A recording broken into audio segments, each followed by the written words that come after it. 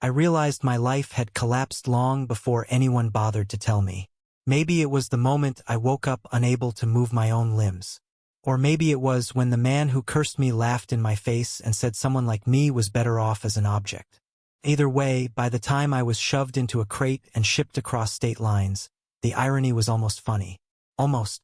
The first time I saw Aiden Hale, he was leaning against the doorway of a rundown warehouse outside Chicago, looking at me as if humanity was optional and he had opted out. Tall, intimidating, with the kind of beauty that seemed sculpted to be cruel. He lifted the lid of the crate where I lay frozen in cursed obedience. His eyes, cold gray like winter steel, narrowed with disdain. So this is the toy I paid for. His voice scraped something inside me I thought had died long before the curse. I wanted to answer or at least glare, but the spell held me silent, still a breathing object. They told him the curse made me obedient, unthinking, useful, perfect possession. What they never said was that I felt everything. Every emotion, every humiliation, every second ticking by as I was stripped of my agency but not my awareness. Aiden grabbed my wrist, testing the stiffness, the forced stillness. He scoffed. Pathetic craftsmanship. If I could have spoken, I would have told him I was not crafted. I was cursed. I was a person. I had a name, Eli Rowan. But all I could do was follow wherever he pulled. He brought me to his penthouse overlooking the frozen river, the kind of home that screamed money, solitude, and a man who had forgotten how to let anyone in. He dragged me through the hallway, not cruelly, but carelessly, like he couldn't decide whether I was a burden or a disappointment. The curse forced me to stand in the center of his living room like some grotesque ornament. He circled around me once, twice, as if appraising a broken thing. "You're quieter than I expected," he muttered, dropping onto the couch. His shoes were still on. He didn't care about anything enough to take them off.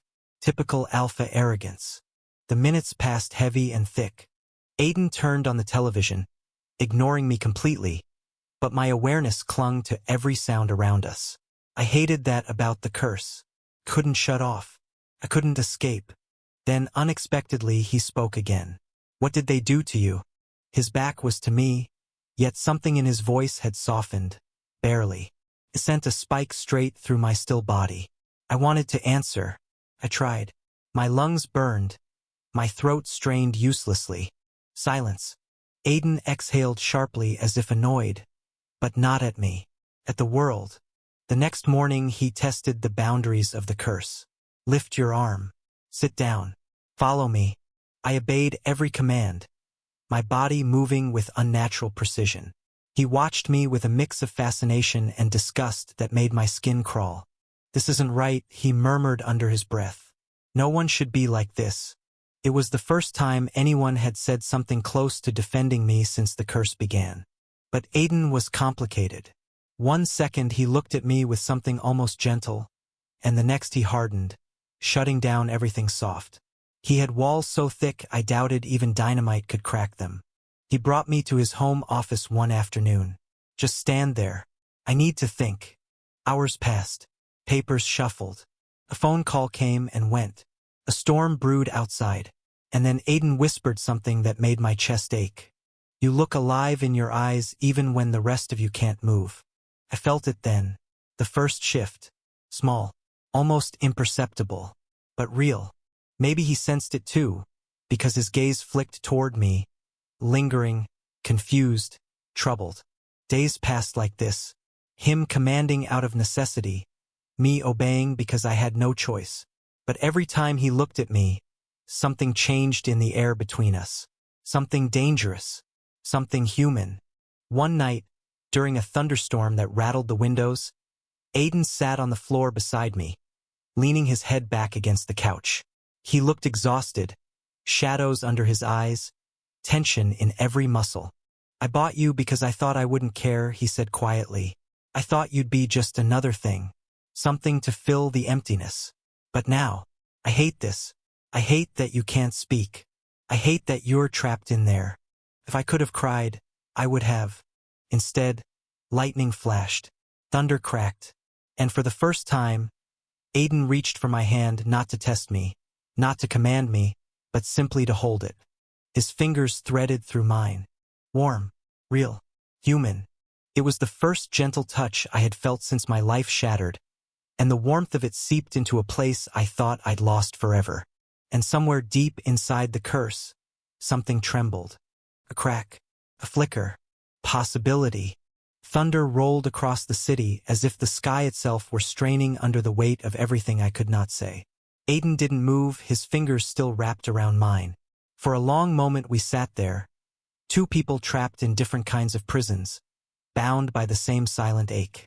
When he finally spoke again, his voice cracked in a way that startled me. I don't know how to fix this, but I will. I promise you that much, Eli. Hearing my name in his voice, even though I had never spoken it to him, sent a shock through me so sharp I almost staggered inside myself. Aiden didn't know. He couldn't have known.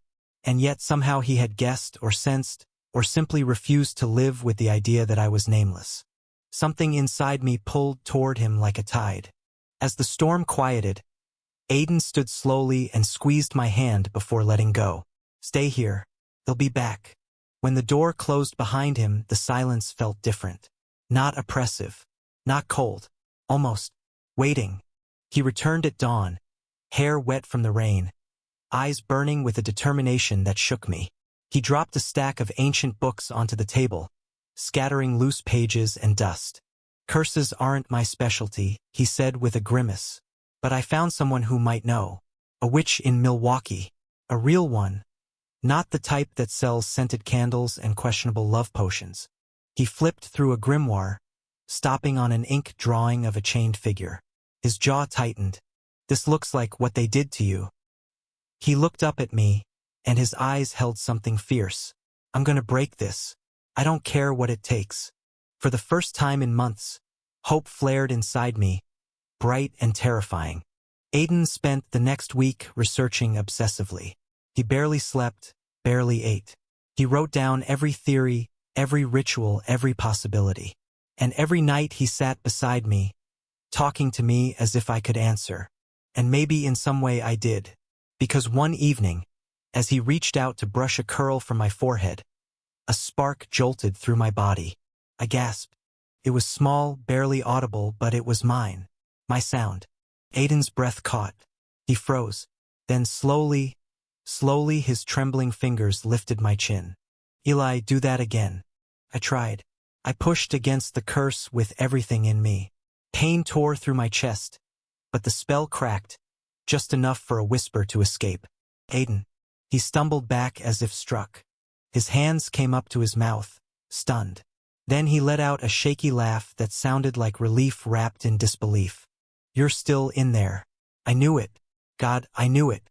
The next day he dragged me into his car with frantic energy, muttering about idiots who curse people and witches who don't answer their phones.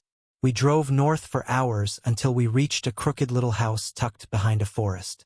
The witch was older than time and twice as irritable. She looked me over once and clicked her tongue disapprovingly. You let him buy you like furniture? She demanded. I tried to glare at her, but my body barely obeyed. Aiden stepped between us. He didn't let anything happen. He's trying to fix it. He saved me. The witch raised an eyebrow at him, but something in her expression softened slightly. Him. Rare to see an alpha with an actual conscience. Fine. He'll help. She led us to a dim room filled with herbs and glowing runes. The air buzzed with magic. She instructed Aiden to stand behind me and place his hands on my shoulders. Your bond with him is the only thing keeping his spirit anchored, she said bluntly. If you waver, he breaks. Understand?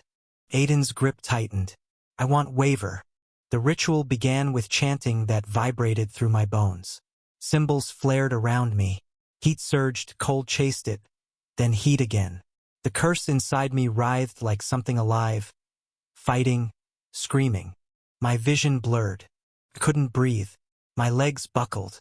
Aiden caught me instantly. Eli, stay with me. Look at me. Look at me. His voice pulled me back from the edge. The witch pressed her palms to my temples. Almost there. One final push. Both of you together. Together. I reached for Aiden inside the darkness, and he reached back.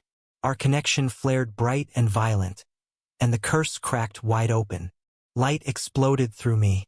I collapsed into Aiden's arms as the spell shattered like glass. My body became my own again. My limbs moved, my lungs filled, and when I lifted my head, my voice was whole. Aiden. He froze, staring at me as if afraid I would vanish. Then he pulled me into him so tightly I thought he might break. "You're free," he whispered against my hair. "God, you're free." I clung to him, shaking, overwhelmed by the warmth of his body, the scent of rain still clinging to his clothes, the raw emotion in his trembling hands. For the first time since the curse began, I felt human again. We drove home in silence, but it was a full silence, warm, alive, crackling with everything left unsaid. When we reached his penthouse, Aiden hesitated, suddenly uncertain. "You don't have to stay here anymore. You don't owe me anything. You can go wherever you want." I stepped closer, heart pounding. "And where will you go?" He blinked, thrown off. "I don't know." "Then stay with me," I whispered. "If you'll have me." Aiden's breath hitched. Slowly, carefully, he reached out and touched my face, as if afraid I would dissolve. "I want that, more than I should." I smiled. "Then don't let go." He didn't. We spent the rest of the night curled together on the couch where he had first held my hand. No commands, no curse, just two men who had crawled out of the darkness and found each other in the wreckage. When dawn spilled across the city, Aiden pressed his forehead to mine and whispered, "You changed my life, Eli." I whispered back, "You gave mine back." And for the first time our world felt safe, soft, possible. A dangerous bond, yes, but one that saved us both. Thank you for watching. Don't forget to like and subscribe to stay updated with the latest videos.